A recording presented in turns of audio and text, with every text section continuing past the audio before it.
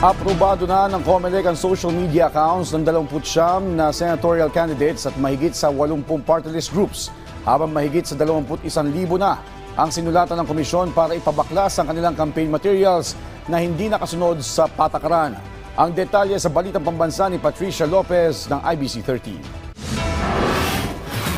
Umabot sa 21,000 na notice to remove campaign materials ang ipinadala ng Commission on Elections sa mga kandidatong hindi sumunod sa patakaran ng komisyon sa pagpapaskil ng campaign materials sa tamang lugar, pagsunod sa tamang sukat nito, pati na rin ang paggamit ng biodegradable materials. Nag-propose na rin ang inyong lingkod sa Commission and Bank to empower the Task Force Baklas to file the necessary disqualification and criminal cases against those who will not be complying with the directive of the COMELEC to remove illegally posted campaign materials.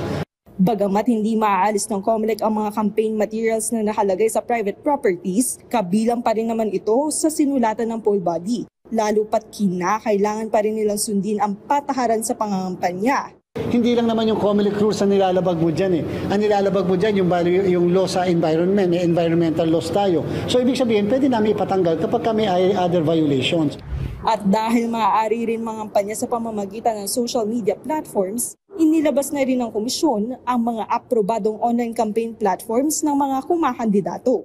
Sa 155 party list groups, 85 lamang dito ang aprobado, habang 29 lamang sa 66 senatorial candidates ang aprobado ang online campaign platform. Pwede pang madagdagan yung listahan subject do sa submission. Basta ang pinaka-importante, at least nakapag-file on time nung mismong social media account.